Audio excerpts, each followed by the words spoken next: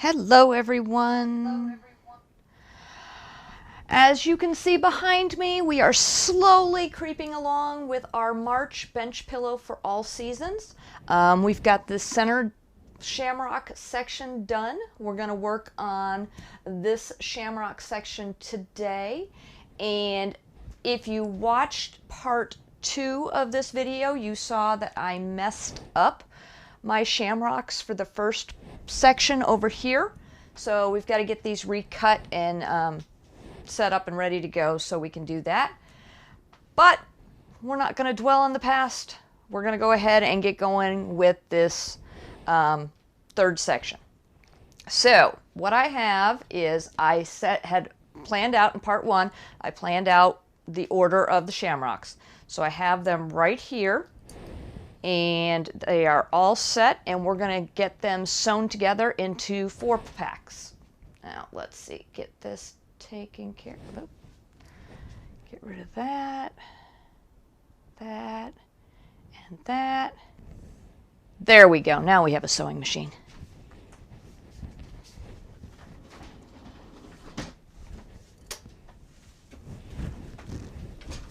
Okay. So I have these in the order that I want them put together. So this is the first one. And it's going to look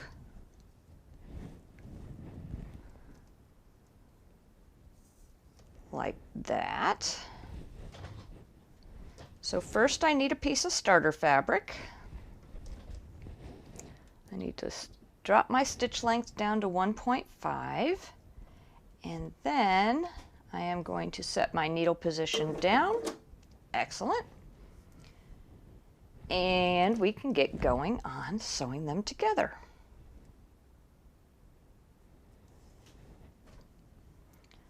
We're using a 1/4 inch seam, just like always.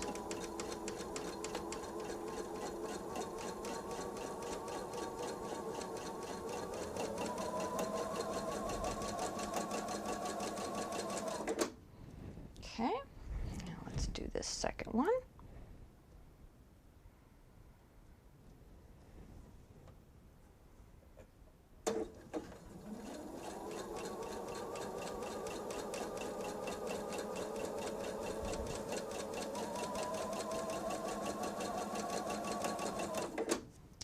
Now we're going to do the second set of 4. I'm just setting them out this way just so I make sure everything's still going in the right direction, the way I want it. And it is.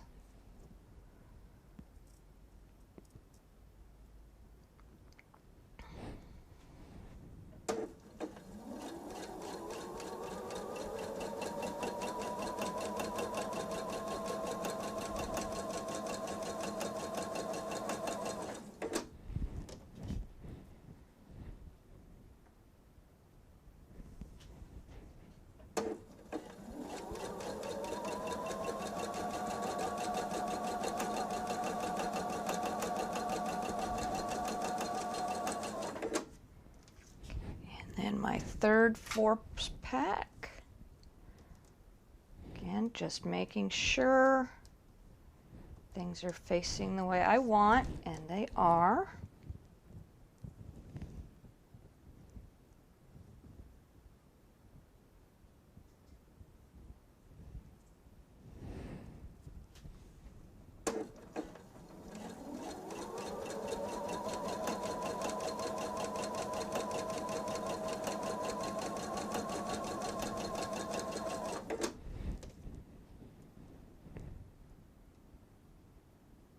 So what I'm doing is called chain piecing. I'm starting it and I just keep going until I get all of my pieces together.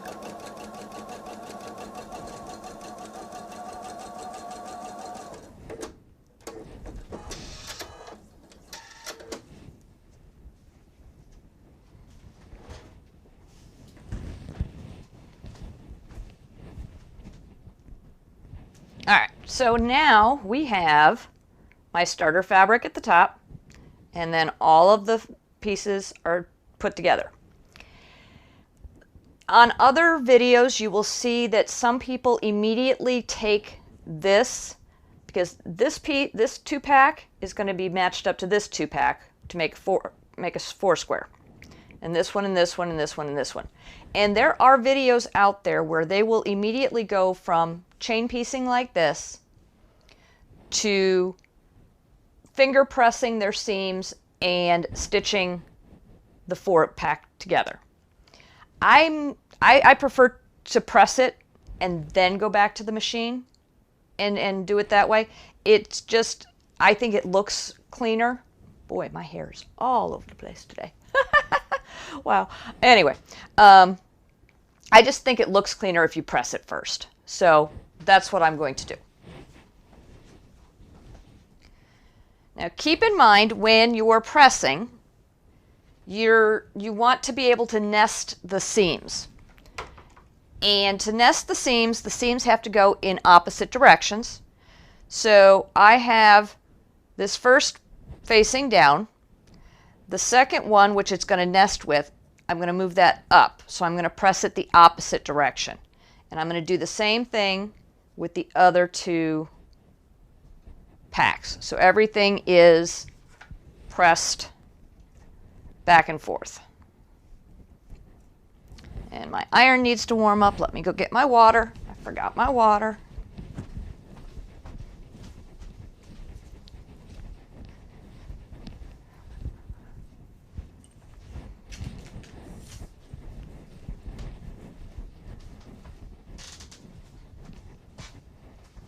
All right, now I have water.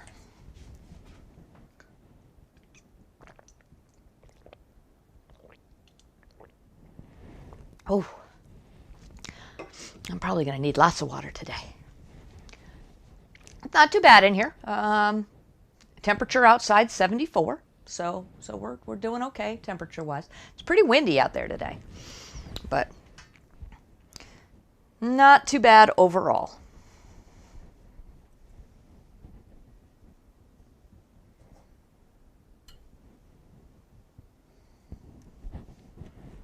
All right. So with everything still closed, just like when I stitched it, I've pressed it down so that the stitches get warmed up and everything gets a little looser before I do the actual pressing back and forth. So I start by finger pressing.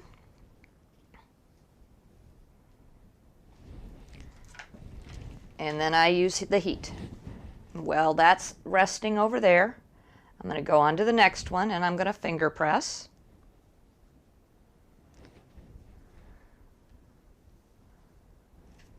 And then I'm going to go on to the next one. Just keep working my way down. Start by finger pressing. And then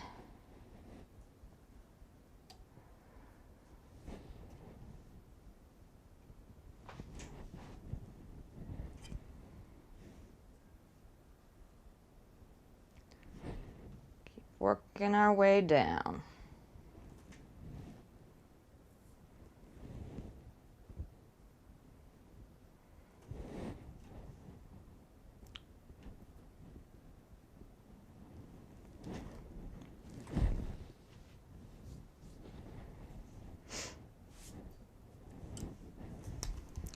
And I'm just going to go through once more.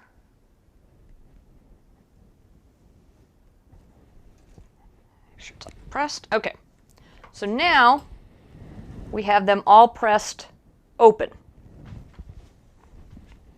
And we're going to join them together and make a 4 square.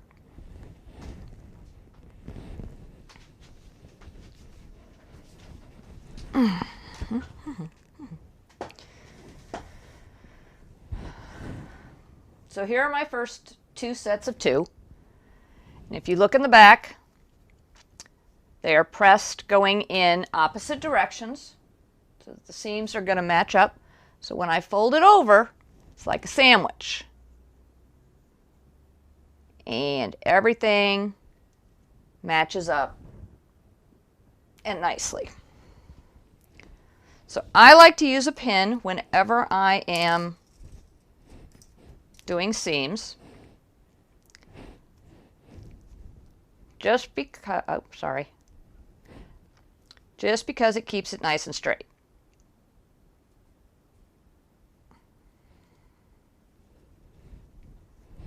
So there's one. Here's my second one.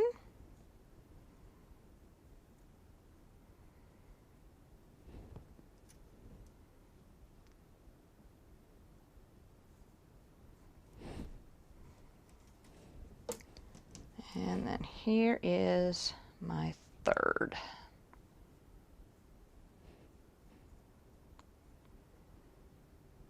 So I have them all matched up, all pinned together, seams nice and tight. And we are now going to need 3 pieces of starter fabric because we can't just do this all in one long strip. We have to do it in stages.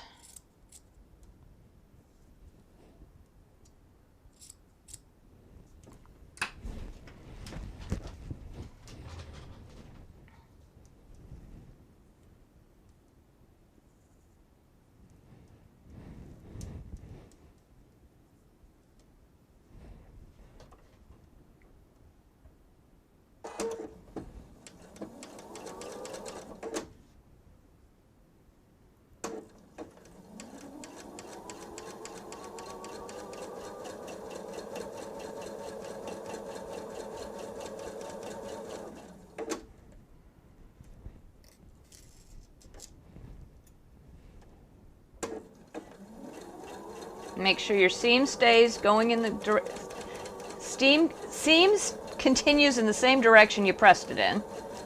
Sometimes they like to flip around.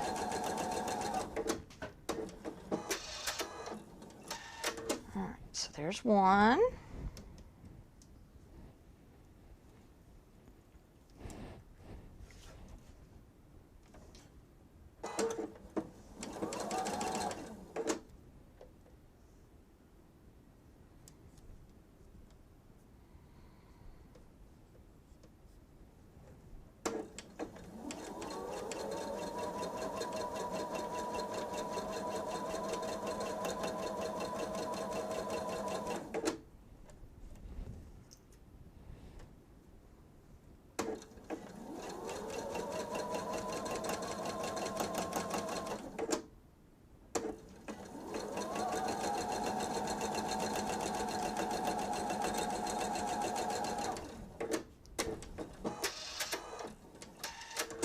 Two. Here's our last one.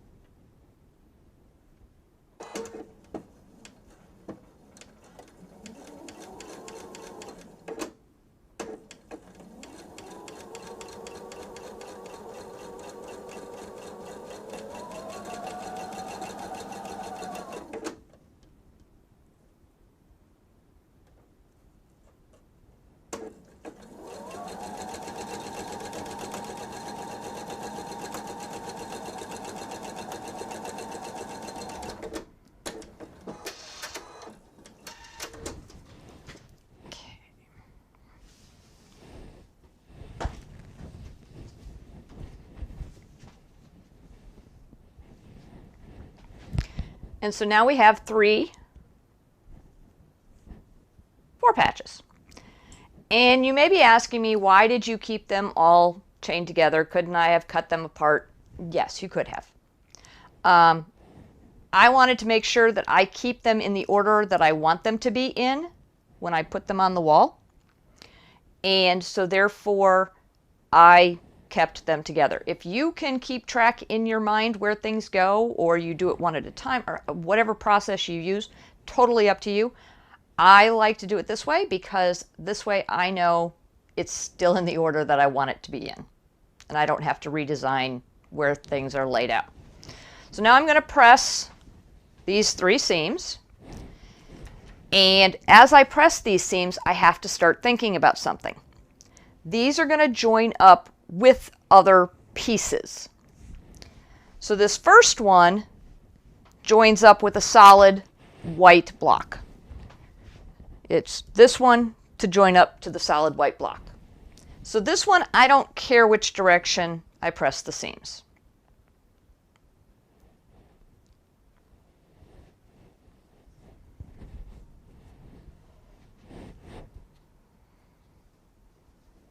Okay, so finger press, heat press. So like I said, this one's going to join up with a solid white. So it doesn't matter which way the seam goes. But the other two are going to join up together. So we need to make sure that their seams go in opposite directions. All right, so that one's done. This one, I am going to press towards the top.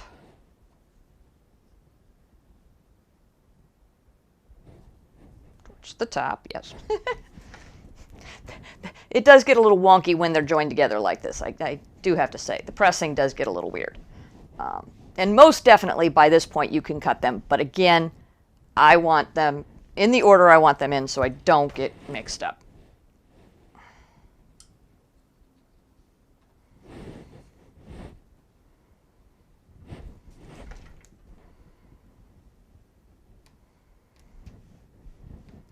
So I press this one towards the top, which means this one I'm going to press towards the bottom. And that would be going, that's the bottom, so that way. And if you get them mixed up and don't do them right, it's okay. You just have to repress them. You have to press them back so that they're straight, and then press them going in the direction you want them to.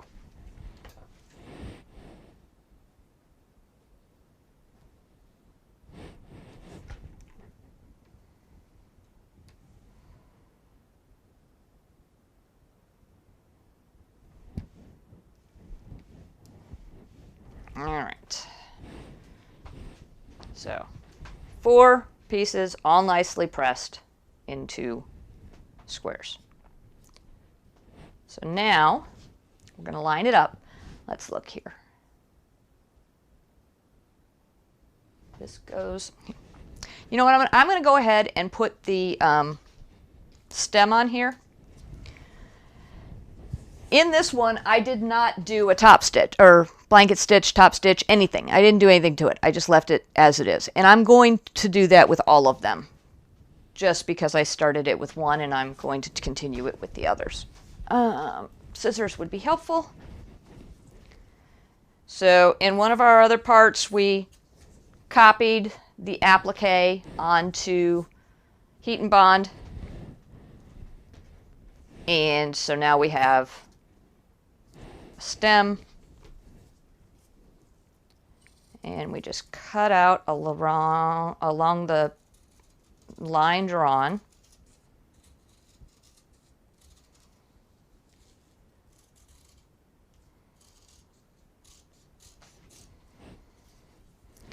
To get our stem.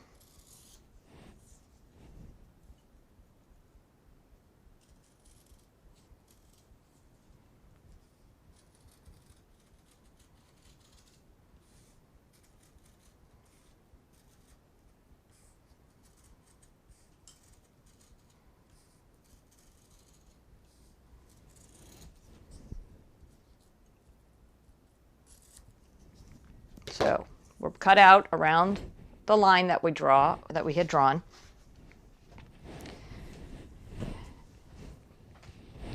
And now we take the paper off. So there's paper here. And if you're using a different brand other than Heat and Bond, this can be sticky. After you take the paper off, it can be sticky. With Heat and Bond, it doesn't do that.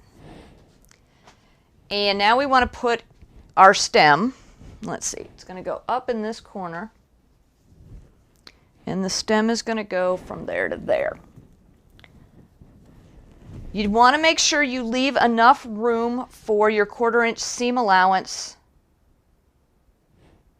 from the stem, from the sides, or I should say from the bottom of the stem. And I have a little gadget. It's got a whole bunch of different, it's called a measuring gauge. It's got a whole bunch of different sizes on it. And I just put it on the edge of my fabric so that I make sure that my stem is not stuck down in the seam allowance. It gets just outside the seam allowance. And then we press.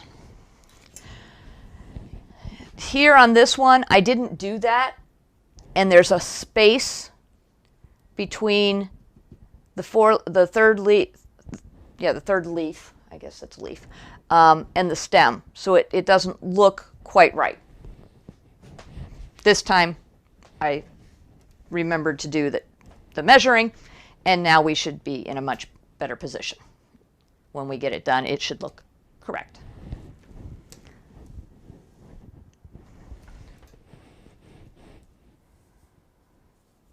Okay, there we go.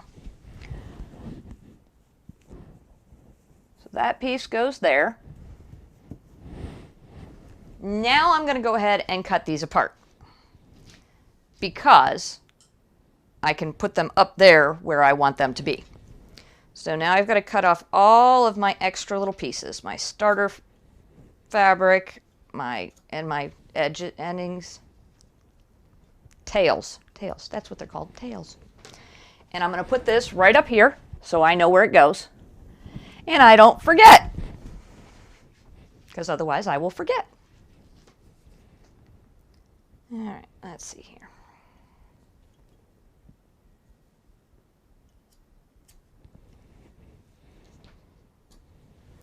Starter fabric, tails. Excellent. Now this one will go there. And finally, my third piece.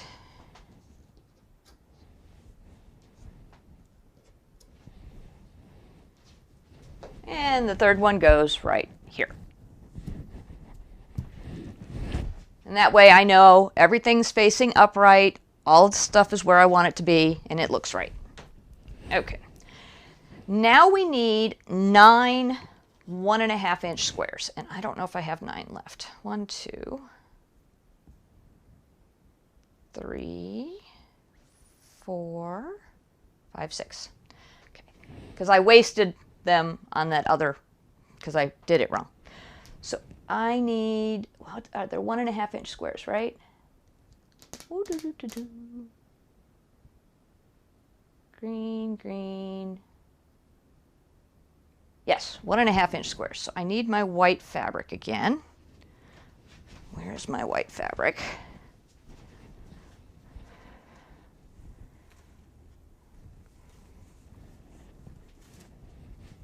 Well, here's a scrap of it, so that'll work.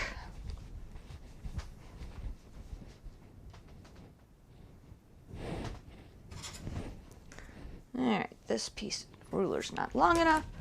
Let's get a different ruler.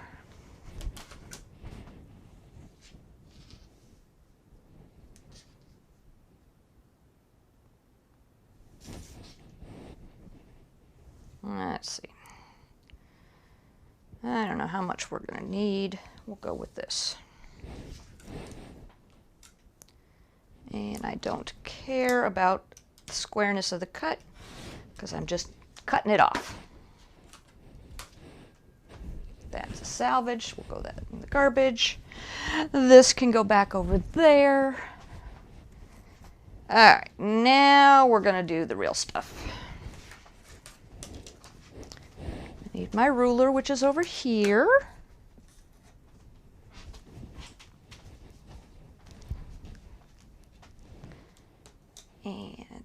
And I've got it. I do have the fabric folded. Here, let's see. There we go.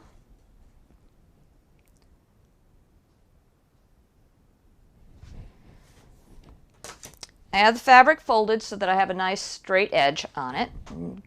Blurry is bad. Come on. There we go.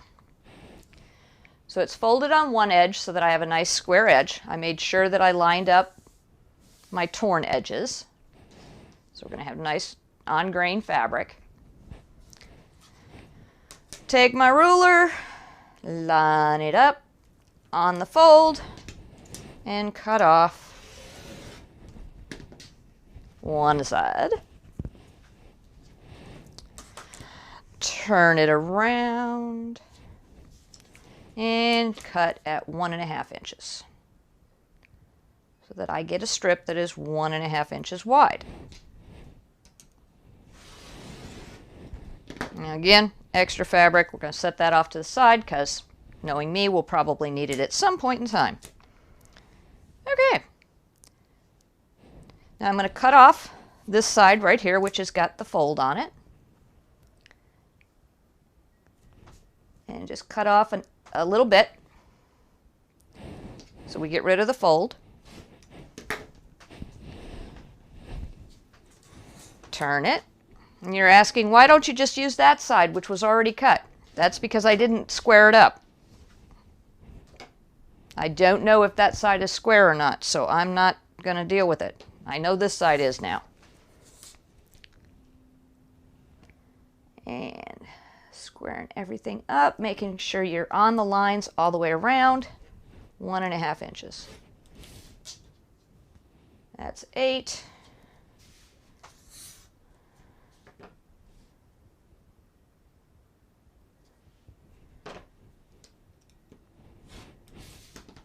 One more, that's 9. Set that one aside. We've got 1.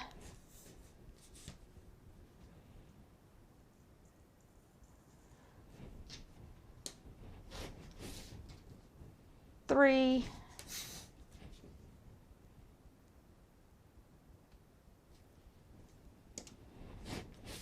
5.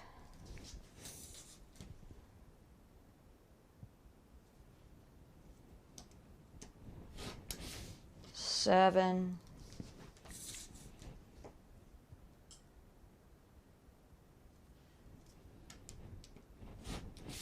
9. And I cut it, or I made too big of a piece. I've got some extra left over. I'll throw that off to the side. Get that out of the way and go back here. Now you may be wondering why I have my cutting board turned upside down. Some people use it that way all the time. I don't normally. I do normally have it with the line side up, but with all of this green fabric, I was having a terrible time cutting it out on the green side. So I switched it over to this, the gray side. Now, back to what we were doing. I should have left you on the small camera. I wasn't thinking. All right, that's 4.5. That's 4. This is smaller. All right, let's go back to this camera.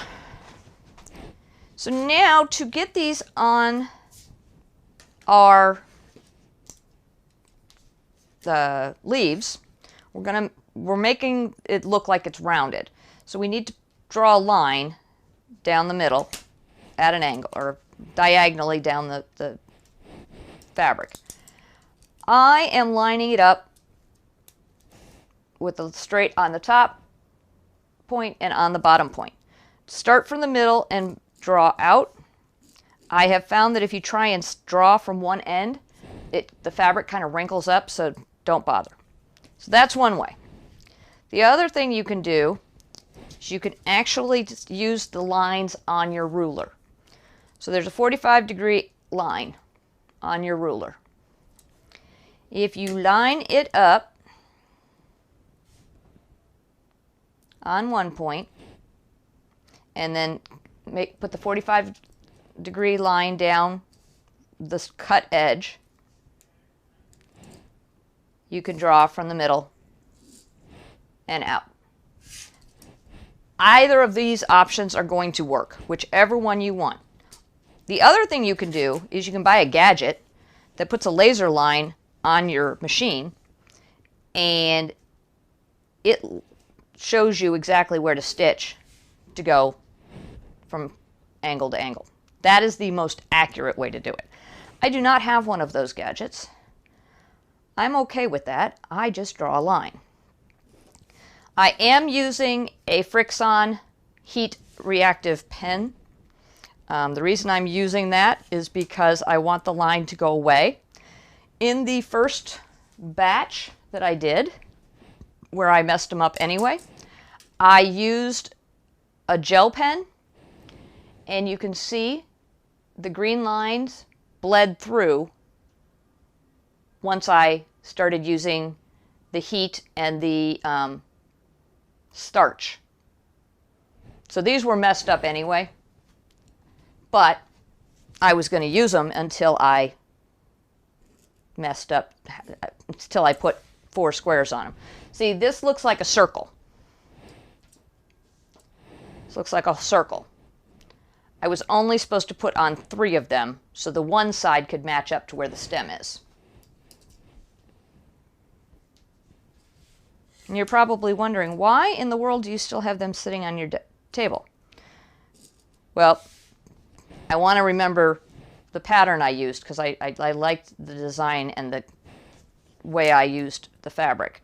So I'm going to duplicate that when I recut them and make those leaves again. Now, of course, it does frustrate me every time I look at them going, why did you do that? Why were you so stupid? It just happens. Again, that's why we're live. You get to see how things really go, not just how things look pretty in the end. Tablet.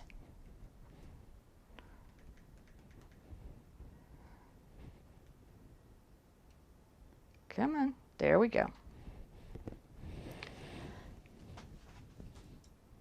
There was an upgrade on the tablet like 3 weeks ago, and it's been doing it, and I still haven't figured out why. It just doesn't always stay on.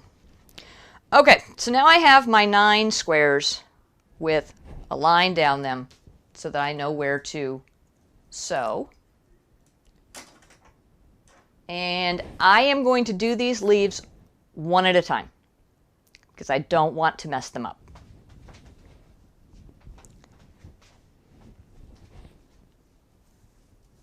Shouldn't have moved that yet.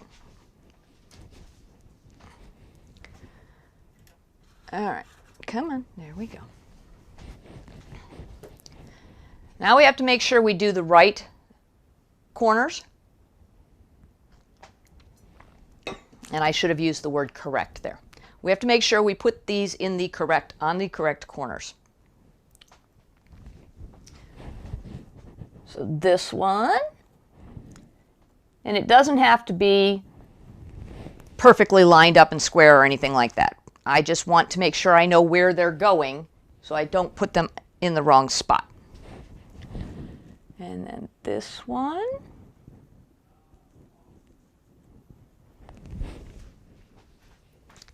And this one.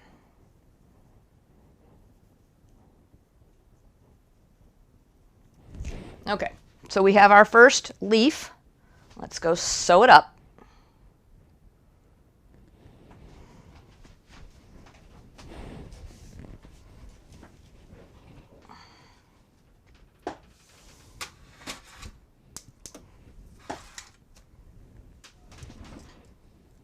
Now I'm going to take the time to make sure I have it all squared up and straight. And we're going to sew on the line. And usually when I'm doing angles like this, I don't mess with the starter fabric. Even though I do start a little far in, I probably should. For some reason, I just don't. And I don't know exactly why I don't. Because logic would state that you should use the starter fabric here also, but eh.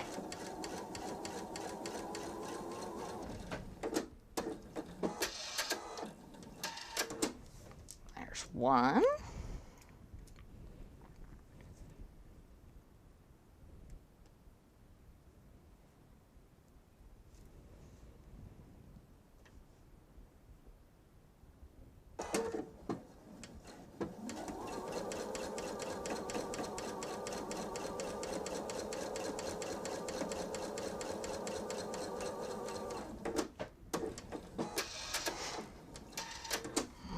right, there's 2.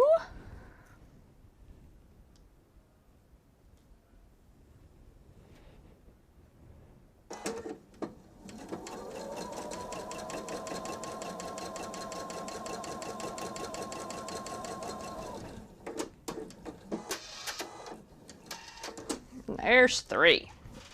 Great. We have them all sewn on.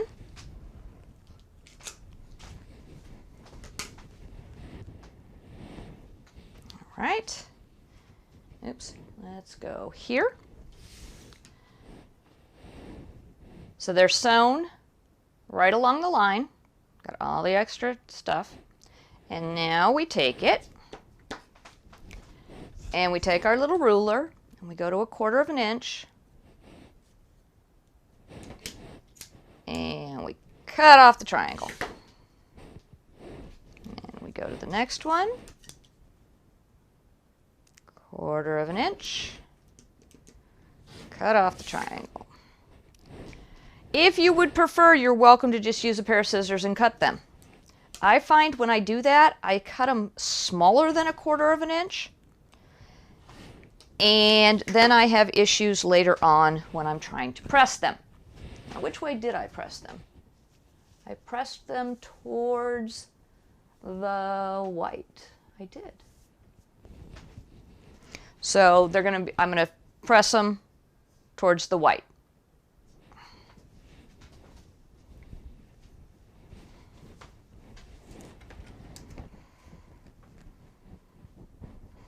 I forgot to cut off my tails.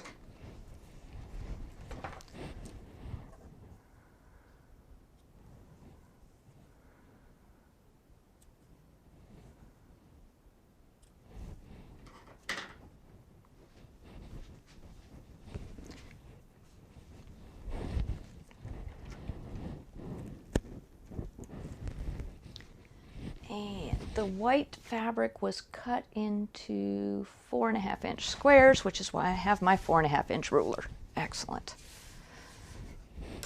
Switch rulers out and see if you've warmed up yet. Yes, excellent. Finger press our corner and heat press it. Press, finger press,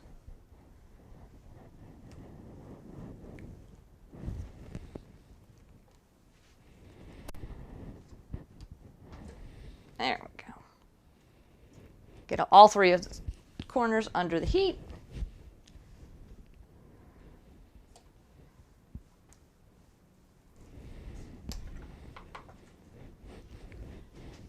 And we put it up here, and we look. We're like, yay, it matches! All right, let's make sure it's 4.5 inches square, though.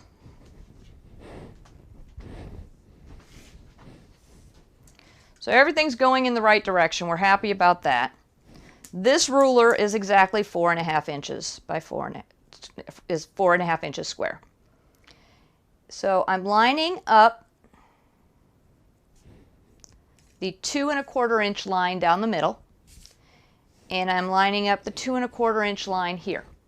Why am I doing that? Why aren't I just lining it up from one corner to another? Because you want it to look symmetrical. So you want to make sure that everything is square.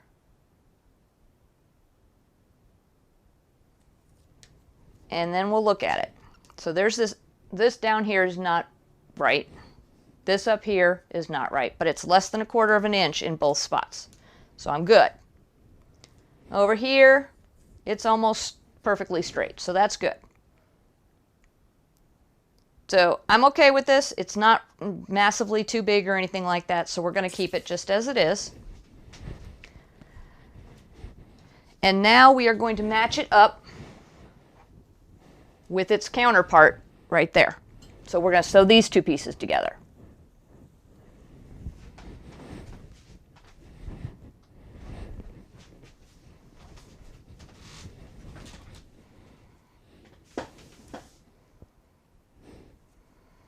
I'm going to line it up with the green fabrics, not necessarily with the white corner pieces, because the more seams you put in something, the more likely it is not to be square anymore.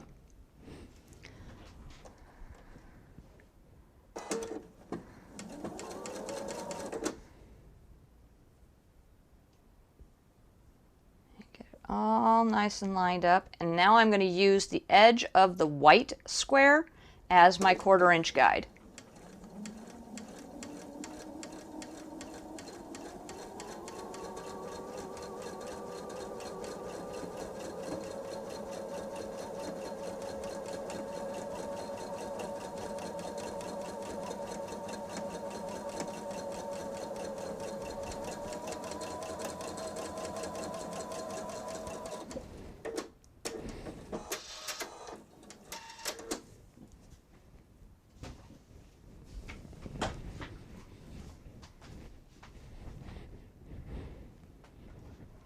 Trim off the starter fabric,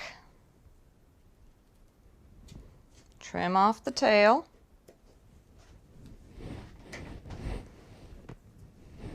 and now I'm going to press it towards the white because there are no seams, and it's always better to try and press towards the least amount of seams, unless you're nesting and then you have to press in a certain way, which we're going to have to do on the next set.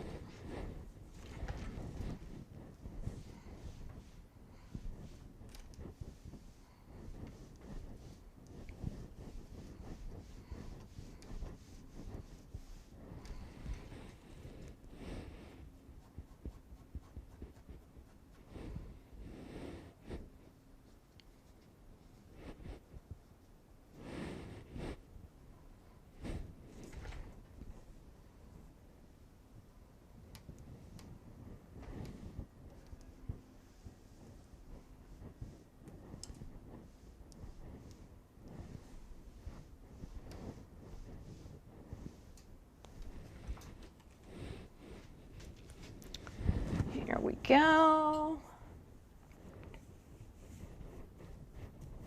right. One leaf done. Now we're going to do the next one. So just like before, we need to pin it up so we make sure that we put the triangles in the right spots. We want one here.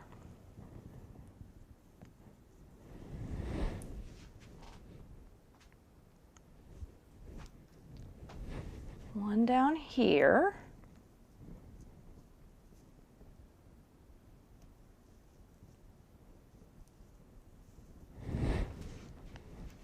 And lastly, we want one right here.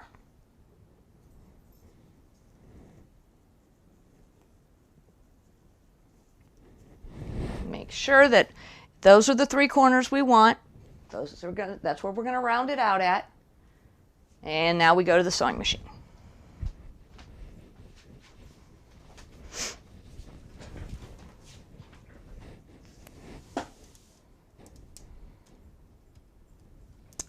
Forgot my pin holder. There it is. Okay. Line up our fabric.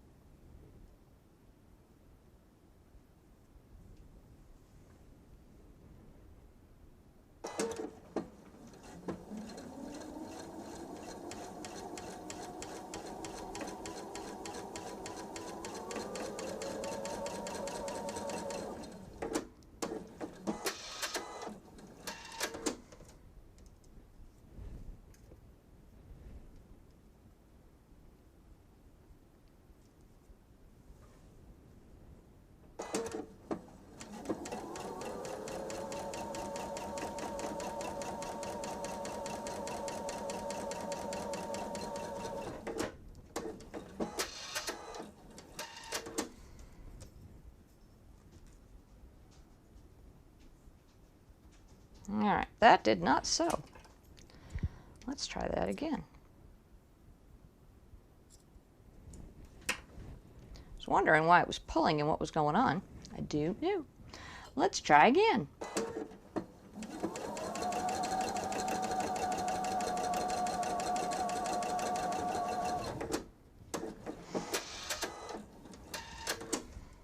There we go.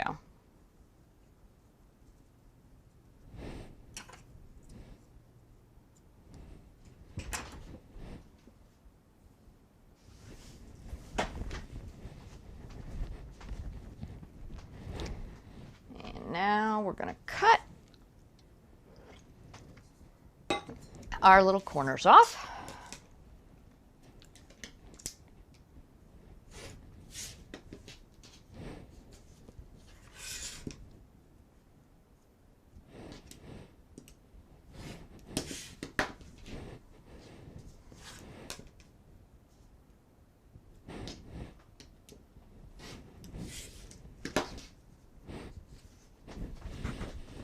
Remember to cut our tails like we didn't do last time.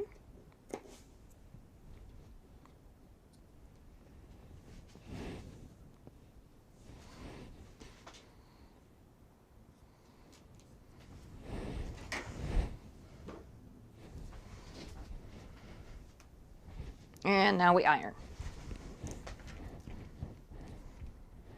Or press. I think press is a better word, because iron, yeah, no, we press.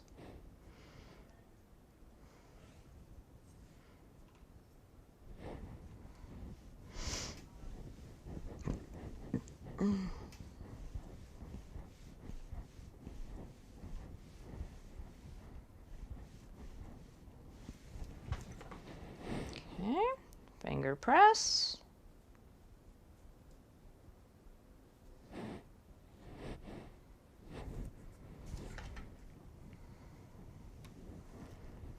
Finger press.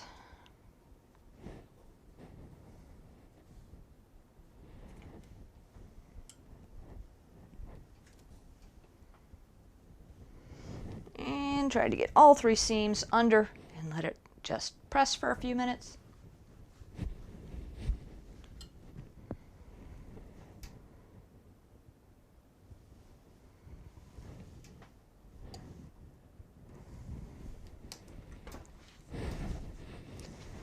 And set it up here, make sure, oh, forgot, hold on. Almost forgot. Check the squaring.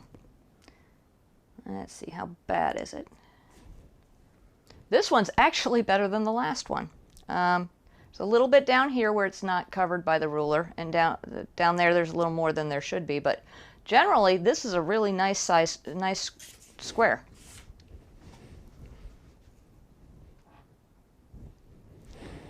Okay, put it up here then. And now we have our last one.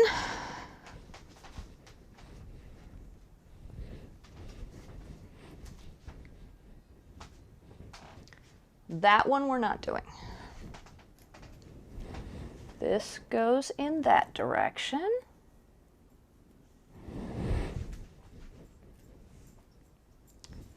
This one goes this way.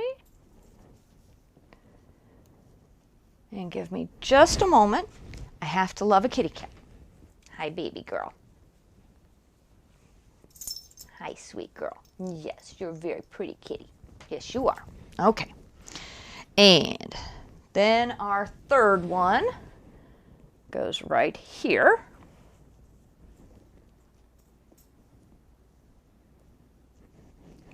And now we're going to take it over to the machine and make it into and round it out a little bit. Hi, baby. How's my big girl? How's my big girl? You're so good. Okay. Hi, baby. I'm getting reminded that she needs to be loved. All right.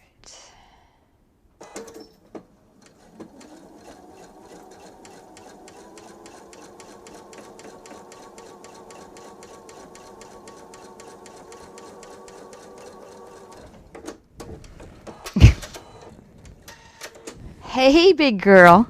How you doing? You doing okay? All right. She's patting me in the back, saying, hey, pet me, pet me. I want love.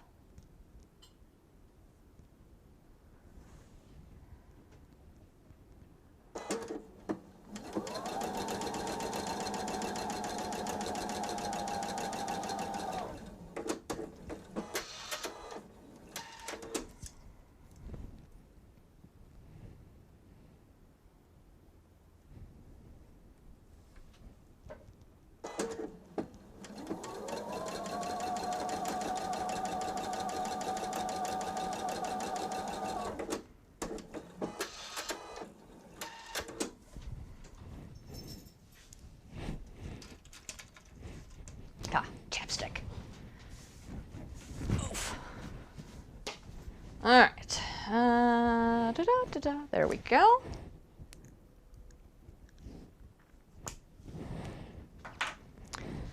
And trim.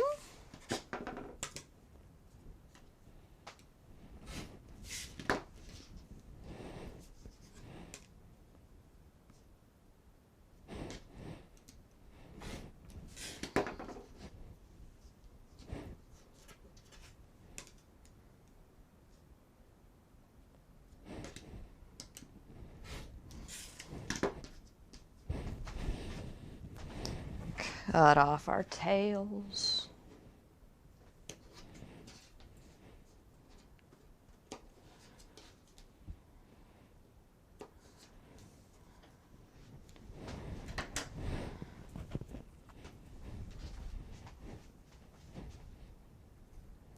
And now we're going to press.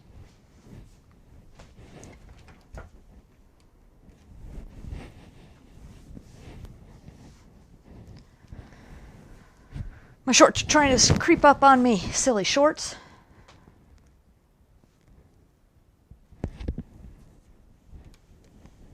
Okay.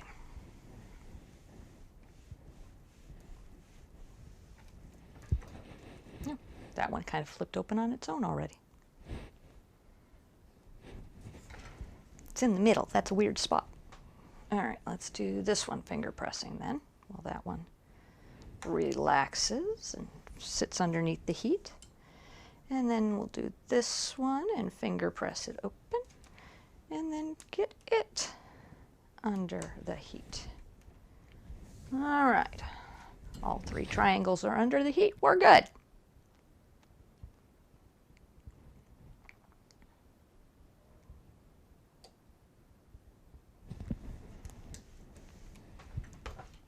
Okay. Let's put it up here, make sure it matches up where it belongs, and it does. That is good. So we're looking good. We're going to go ahead and join these two pieces together.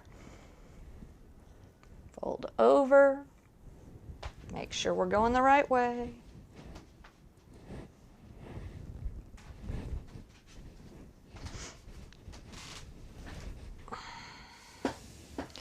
And now when we made these, we made sure that they were going in opposite directions so we could nest the two seams together. And just like we did on the other piece, we're going to use the green fabric as our, well, we used the white, but we're not going to use our corner fabric as our guide because those corners can be a little bit wonky. And we know that the green is straight because we cut it straight.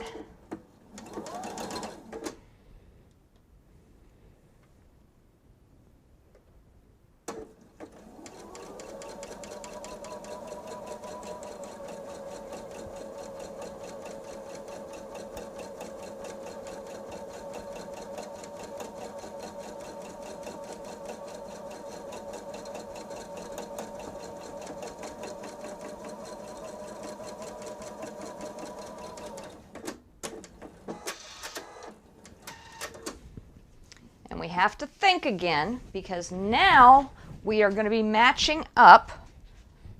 Oops, there we go. We're going to be matching up to this set up here. We have to sew these together. So we want to make sure that we press our seams so that they'll nest when we get them together. So let's look at this. We open this back up. We want it to press to this side because we pressed to that one. So this is going to be on the top when I iron.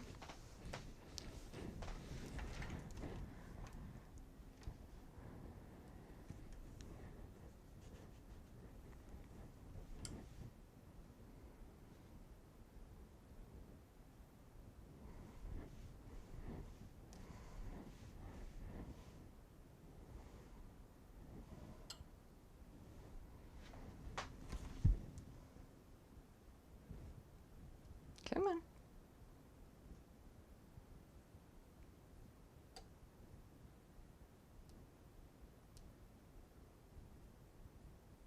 All right.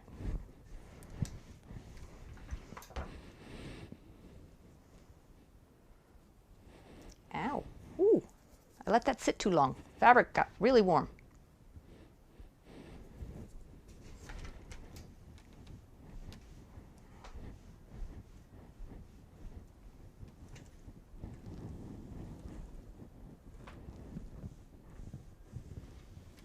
Ooh, that's not good.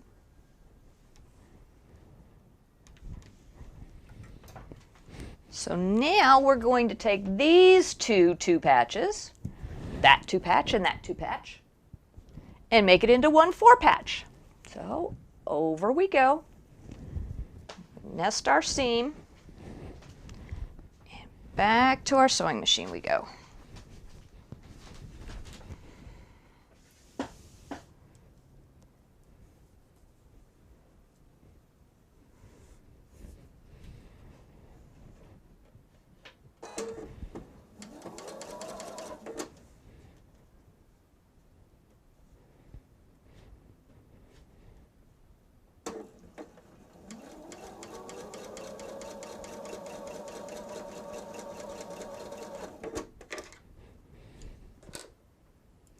So I have a seam that's going the opposite direction. I want to make sure it stays the direction it's going.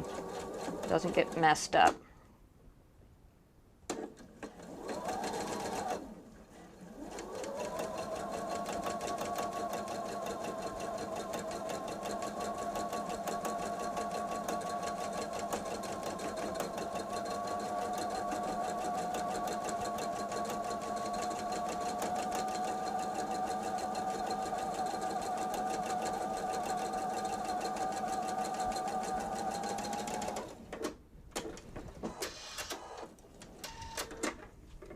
Okay, one last pressing.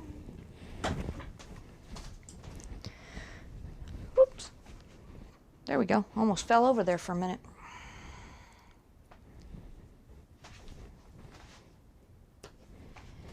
And now we don't care which way we press, because there's going to be sashing on this side.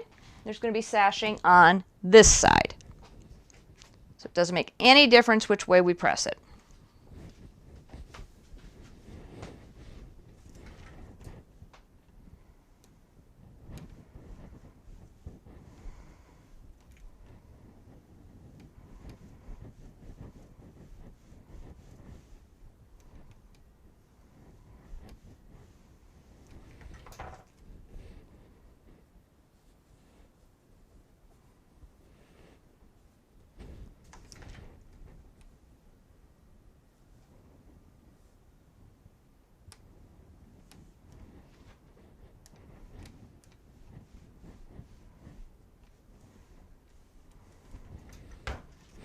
Right.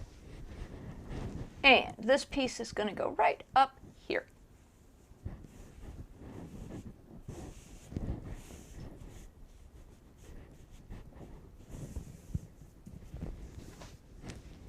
So it's going to match up to this sashing on this side. So it's going to join up to that. And then sashing over here. And then this black strip.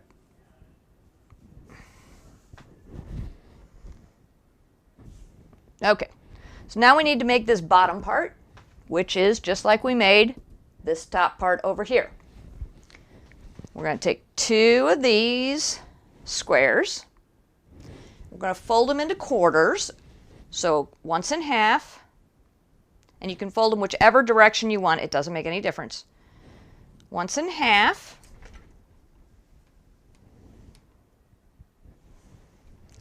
And then in half again, so that you have 4 lines right down the middle of the square. If you prefer, you can measure it and draw a line with a pen. That's a perfectly acceptable way to do this. I find that the fold works better because we're going to fold the triangles here in a minute, and they nest in perfectly, and you know exactly when they're where they need to be when you use the fold. So I'm going to open up the fold, set that over there, and do the same thing with this piece.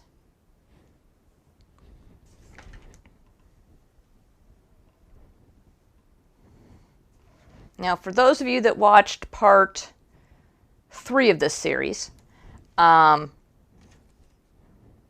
saw me do all of this.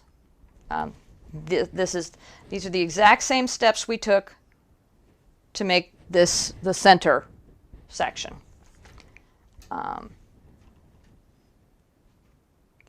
I get bored doing the same thing over and over and over and over again. So the idea of making the sections separately is good for me. Other people just like to knock out in Henry Ford. Yeah, you know what I mean. Brain's gone. In order. Yeah, that's going to drive me crazy, and suddenly it's going to come to me and I'm going to know exactly what word I was looking for, but right now I don't. So we're going to take these, take 4 of them and put them around the sides.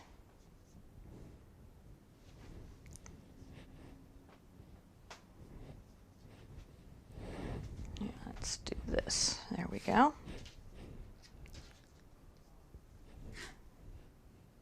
And put the 4 triangles around the side.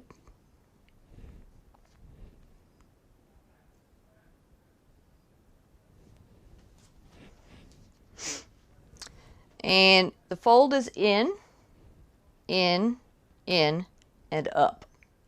So this one I want to fold with the right sides together. So it's going to match with that piece.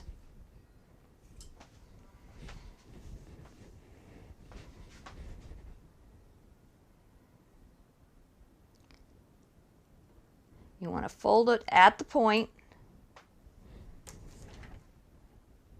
down to the straight edge.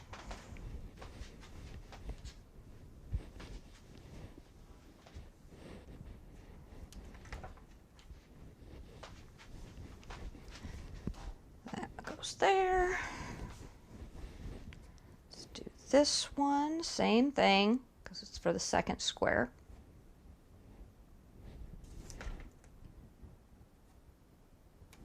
Right sides together for these 2. And then the other 6, well, that's sitting there, are all going to be wrong sides together.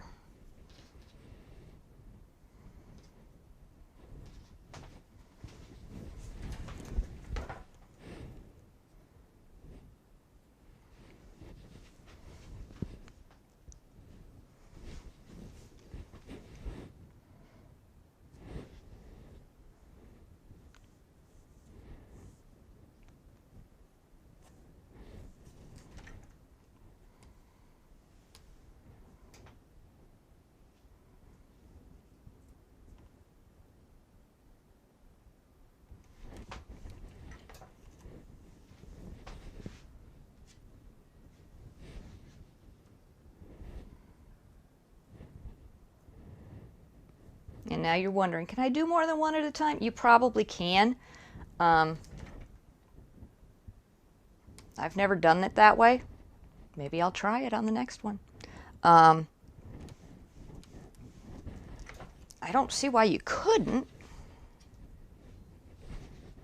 I just don't know if they'll both, because they should be the same size. And if you keep the points together,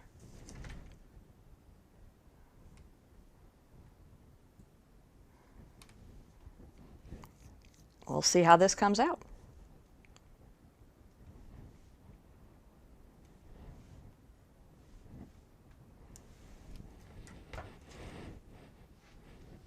Yeah, they both came out okay.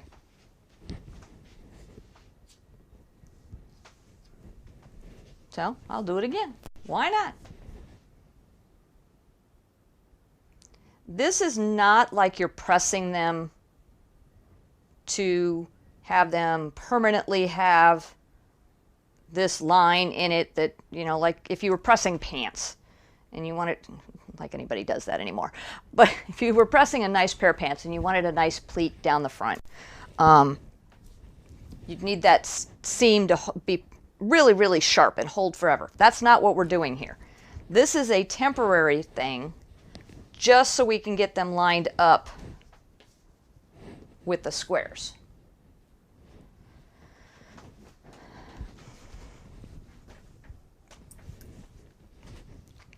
So here we have one triangle.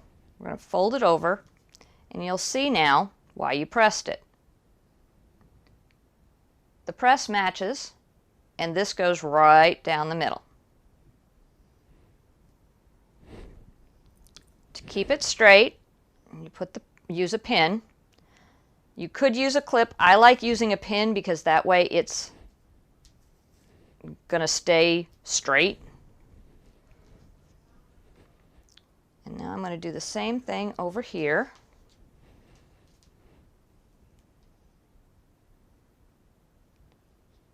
Fold it up a little bit so that the seam is nice and folded. And then take your pin in one side, up the other, staying on the line. Get those out of the way. We're going to do the same thing with these two. So we've got a second square. Make sure it's nicely in the fold.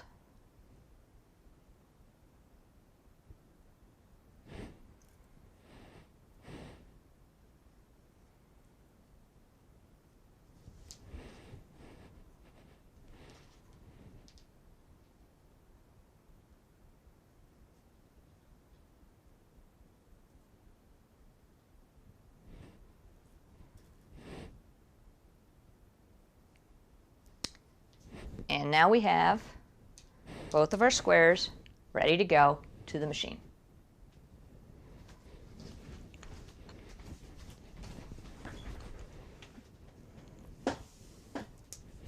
And we're going to need 2 pieces of starter fabric.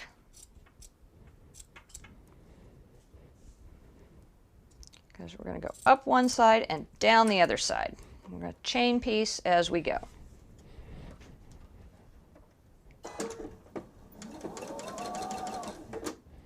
Okay, so we're going to do this side first.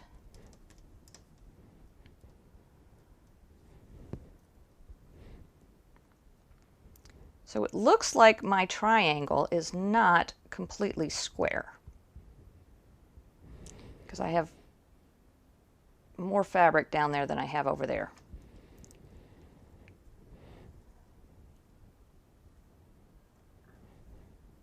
So let's go.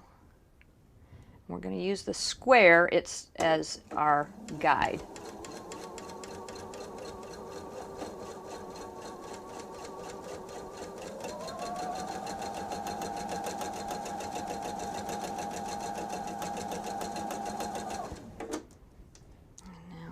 Do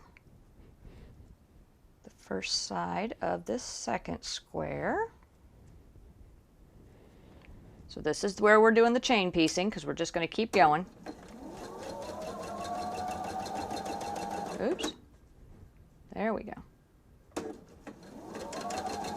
My triangle fabric wanted to go over the top of the presser foot instead of staying underneath where it belongs.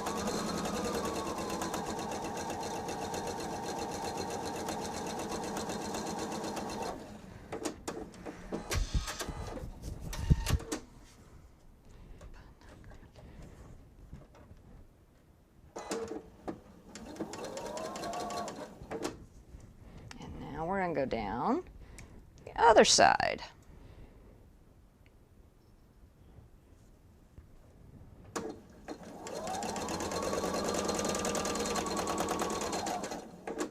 That didn't work well, did it?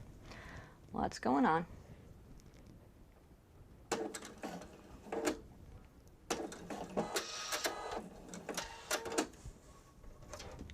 this is why it's sometimes a good idea to use a straight stitch presser plate instead of a zigzag stitch, because my fabric got shoved down a little bit. So let's go over here.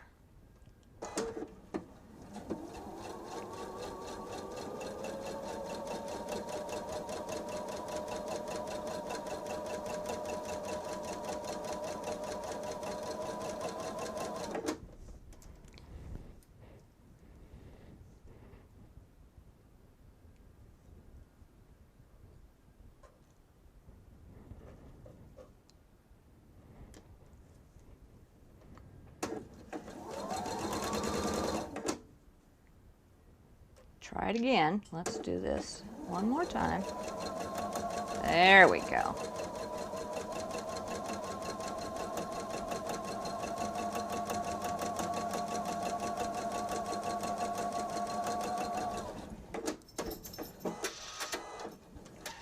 Excellent. Now this is always the trickiest part of this activity. So now we need to press our fabric. Well, let's cut it apart first.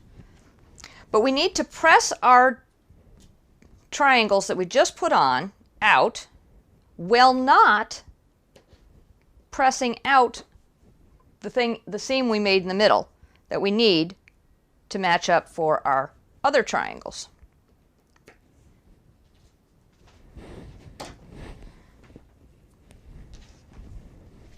So we have to press carefully without pressing in the very middle of our square.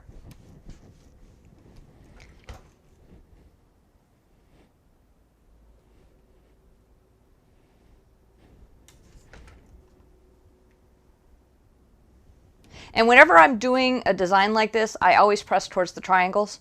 I don't know if it matters. I've just always pressed towards the triangles.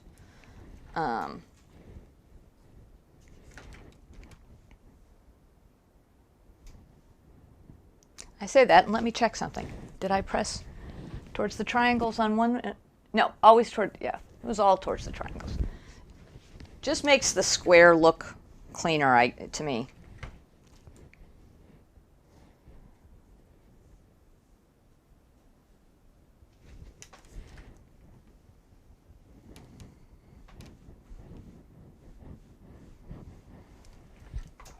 All right, let's set you over here.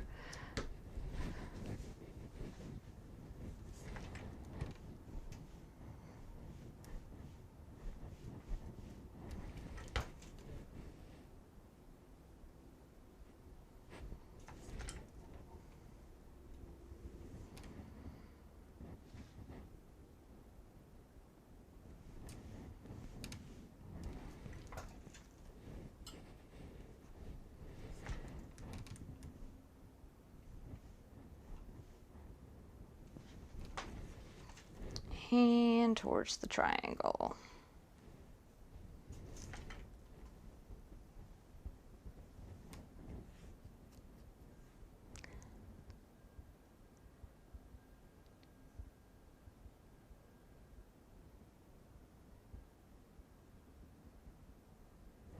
Okay.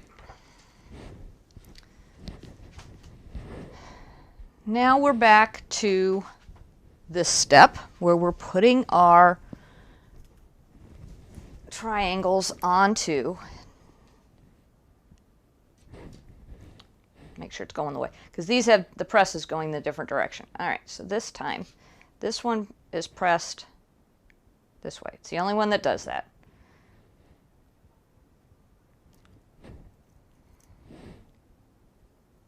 And we pin up the middle. And the reason we don't just start on one side or the other of a triangle is because then the points wouldn't match up.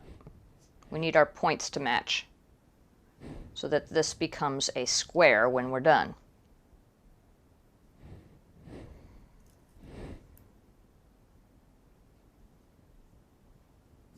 There's one.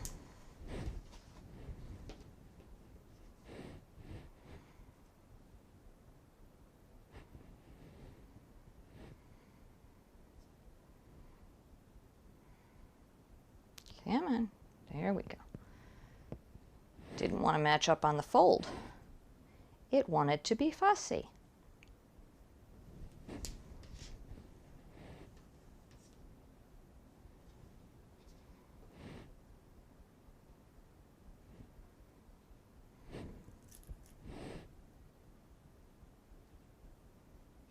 There we go. Over to the sewing machine.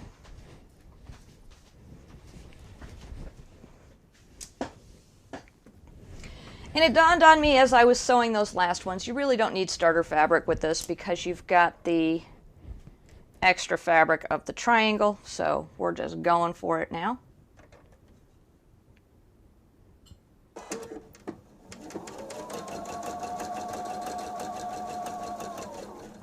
Remember, we do not sew over pins. You can take the chance that you might hit it with the needle and the needle will break, and even though I've got glasses on, you never can tell which direction that pin is going to go. Or tip of that needle is going to go, I should say.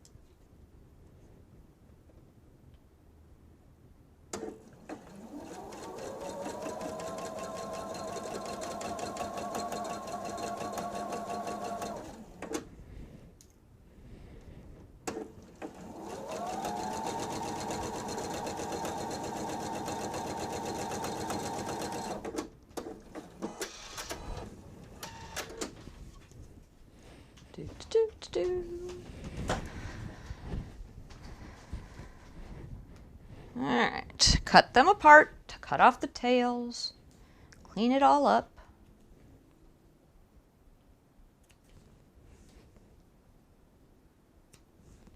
Okay. So now we press to the triangles again.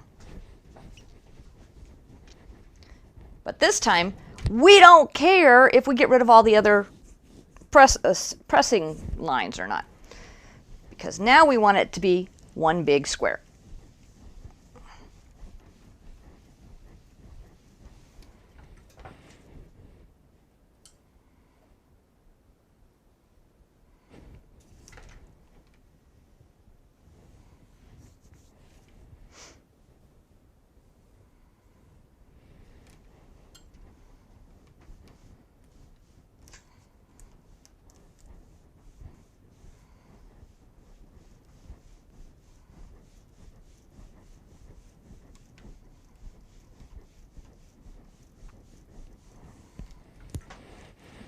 Okay. And this one.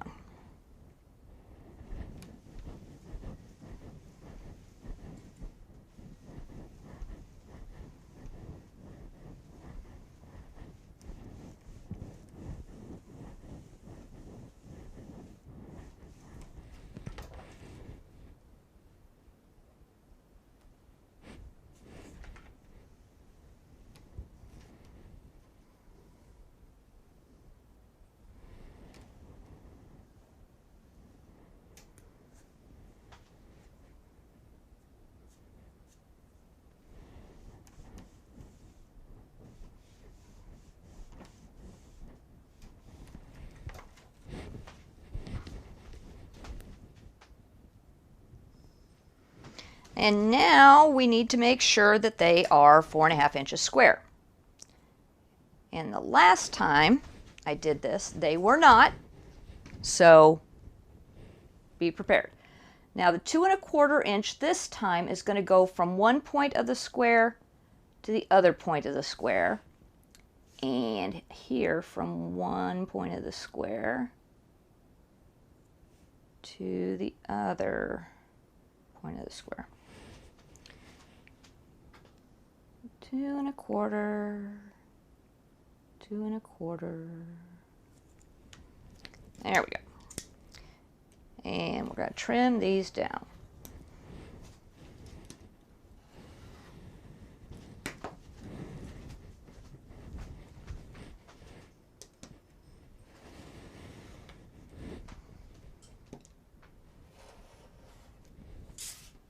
All right.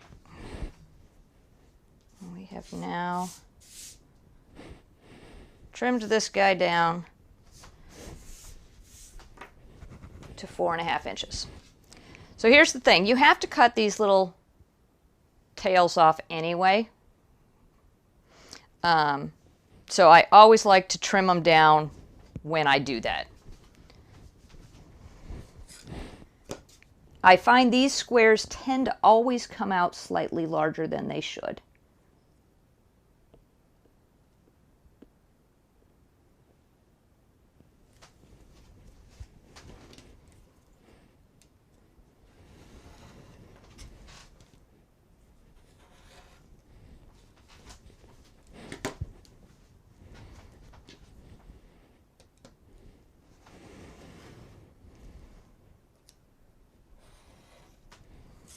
All right.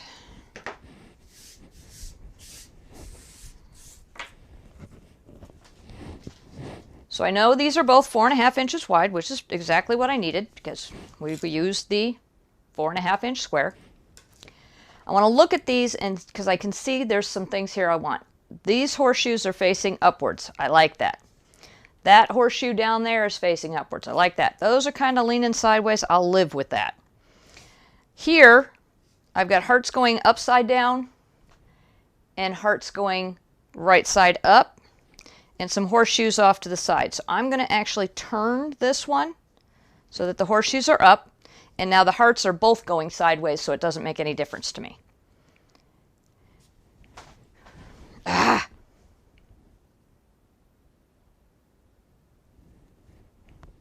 Okay. So you're probably wondering, why do I care? For lore, horseshoes facing upwards are what you want. If you have horseshoe facing downwards hanging on your wall, all your luck is going to drain out. Is that true? No, it's an old wives' tale. It's, you know, one of those things. Doesn't really matter. But just in case, I want to keep my horseshoes going up as much as I can because I really don't need the luck to drain out. So let's put these two pieces together.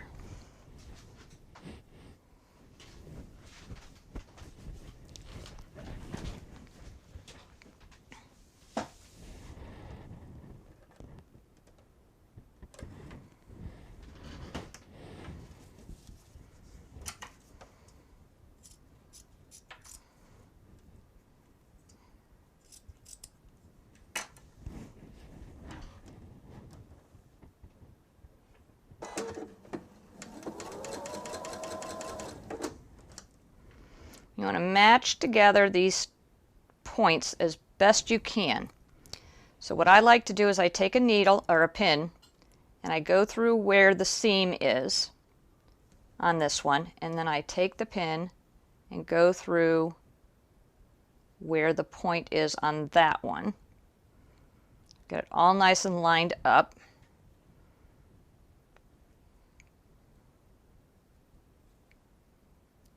Make sure that everything is straight and put the pin in.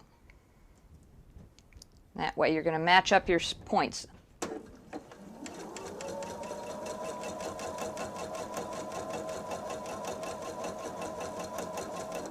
Now this is a very thick seam because it's got all sorts of stuff coming together. So if you don't have a piece like this, go ahead and just use a chopstick. It works very well.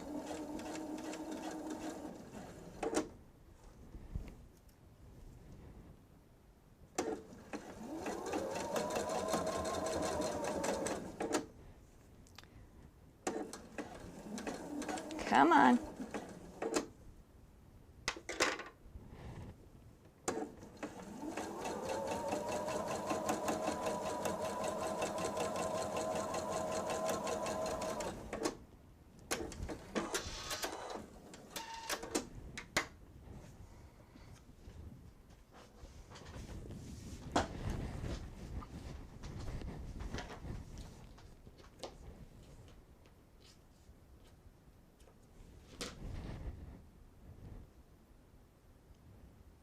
I forgot to switch you over to the sewing machine, didn't I? Oops, sorry about that. I just did the one seam right down the middle, and you just didn't get to see how I pinned it, but oh well. I'll do it again on the third one. All right, so now I need to take this over here, open it up, see which way I pressed this seam. This seam goes this way. So to nest my seams, I need to press to this side, making sure that all my horseshoes are upright because that's the way I want it. So this is the side I'm pressing to this time.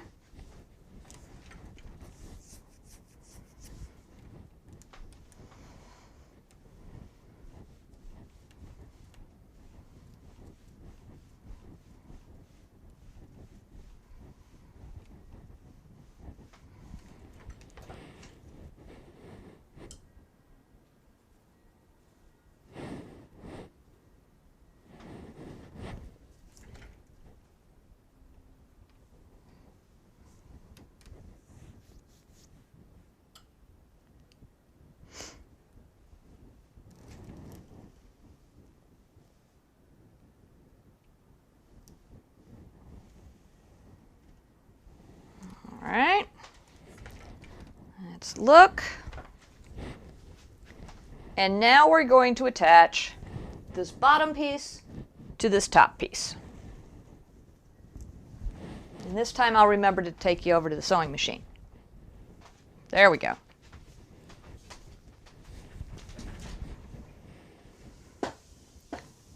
So we have to nest our seams.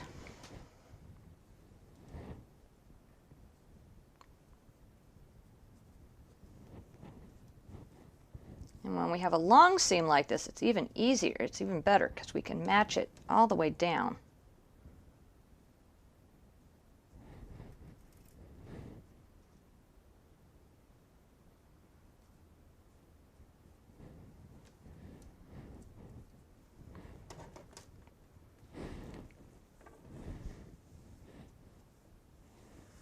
Okay.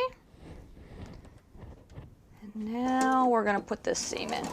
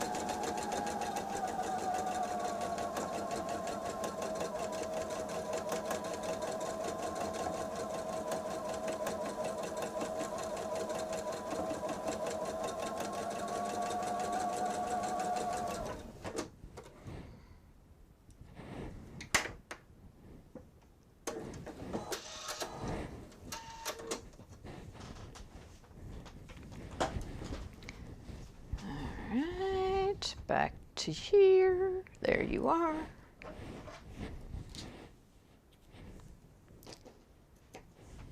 And now we don't care which way we press because it's going to be joined up with sashing, so it doesn't make any difference.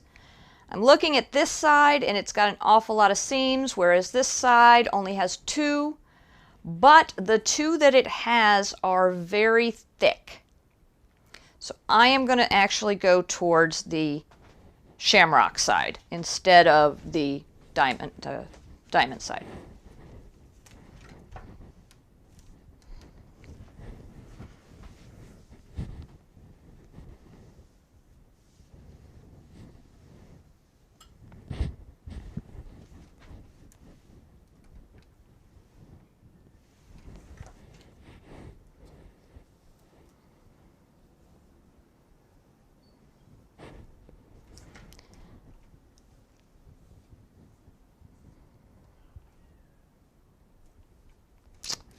A string that got caught in a seam. Let's get rid of that. There we go.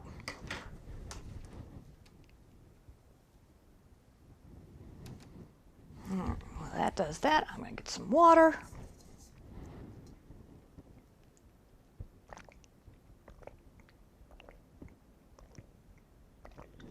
There we go.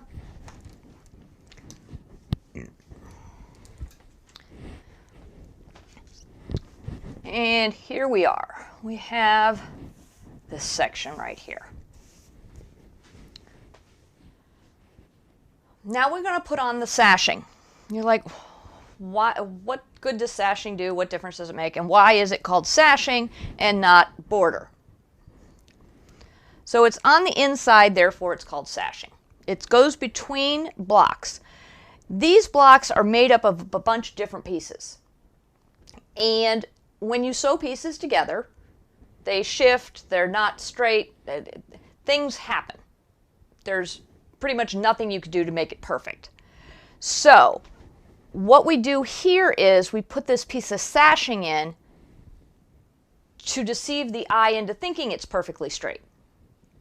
We're going to use the cut edge of this piece, well, I'll do this one first, the cut edge of this piece that's straight to join up to this piece that has some wobbles to it. And that way it's going to come out looking like it's straight.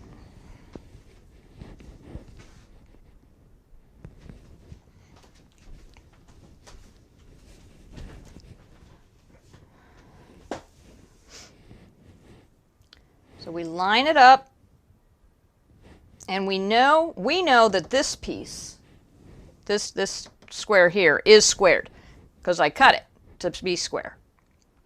So I want to line that up perfectly at the bottom here. And I am going to use a pin, which I don't use a lot of, but I want to make sure that that stays where it is. I do not want it to move while I'm sewing, because that's what's straight. Almost forgot my starter piece.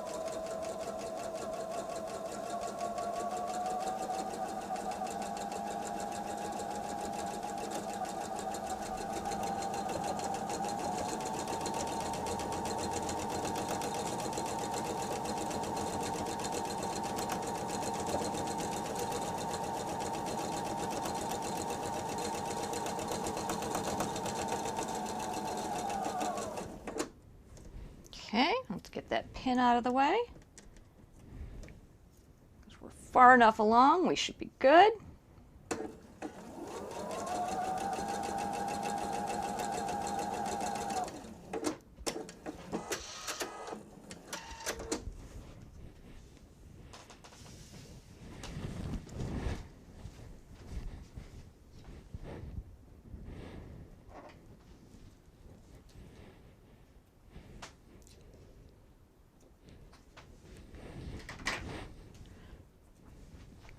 Okay, so we trimmed off our edges. We are going to press to the sashing. That's unusual. Normally we don't press to the sashing, or to the light color, to the white. But because there's absolutely no seams there, that's the direction we want to press.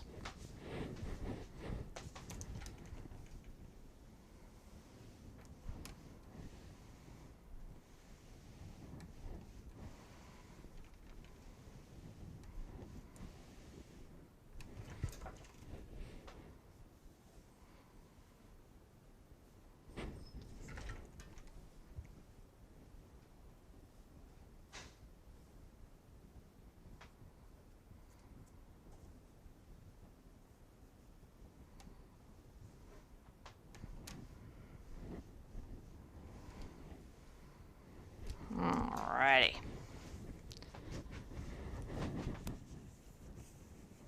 So now that's nice and straight, nice straight edge that we were able to match up. Let's see, what time is it? Yeah, we got time. I'm going to put the black piece of sashing onto this piece.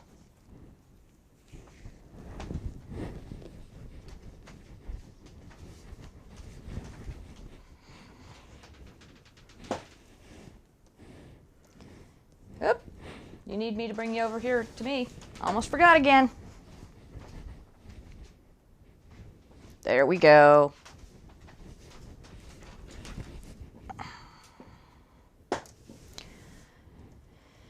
And now this shouldn't be too much of a problem at all because these are both cut pieces. They're perfectly straight. And everything should just go zip, zip, no problem.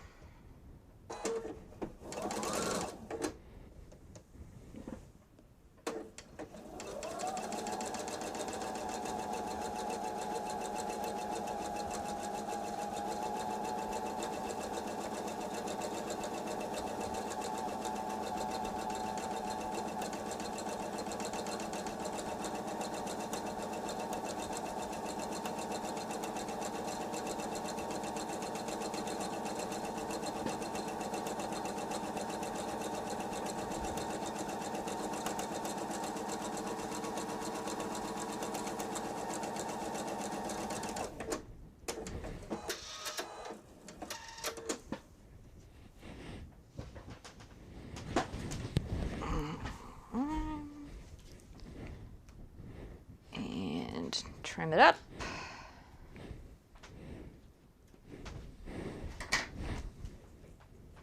Press it, and this time I'm going to press to the black because I could press to the white, but I prefer not to.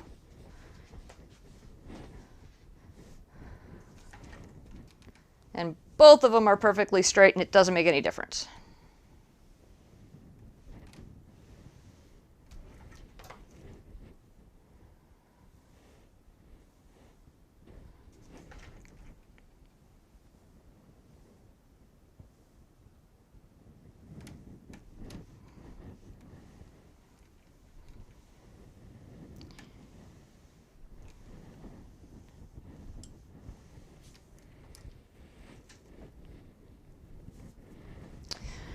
And so the last thing we're going to do today is one more seam. We're going to match up this side with this centerpiece right here.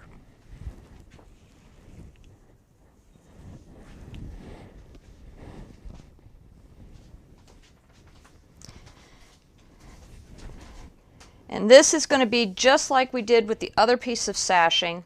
We're going to match it up as best we can and then use the white sashing as our guide as to where our seam goes.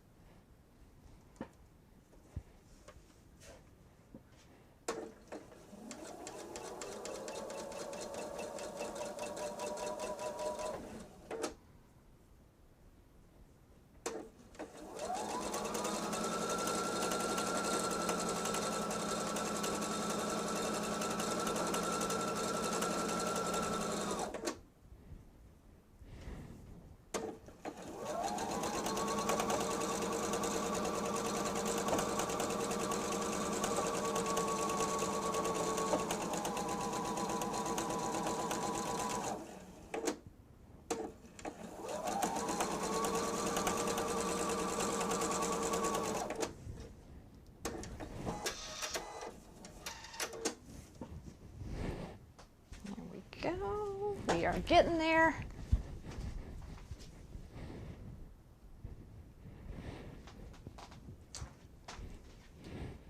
Trip, clip, clip,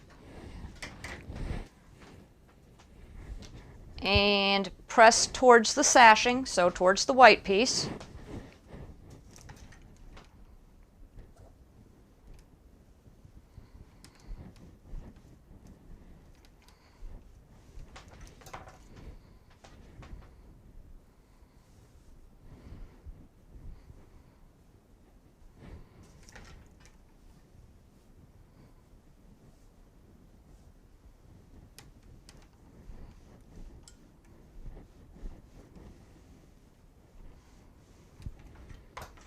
And voila!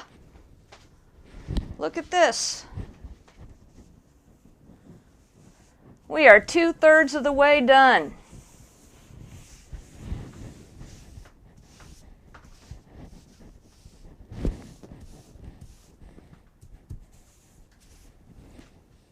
There we go. 2/3 of the way done. So on our next part, we are going to finish up our third piece. Well, recut, and then sew together our whole third section. Probably get done with the whole top. We might even be able to put the border on in our next part. And then the last part we're going to do, we will sandwich it, quilt it, and turn it into a pillow cover. So we'll see you all next time. Have a great rest of your day, and thank you. Don't forget to thumbs up, like, and all that good stuff to keep things going.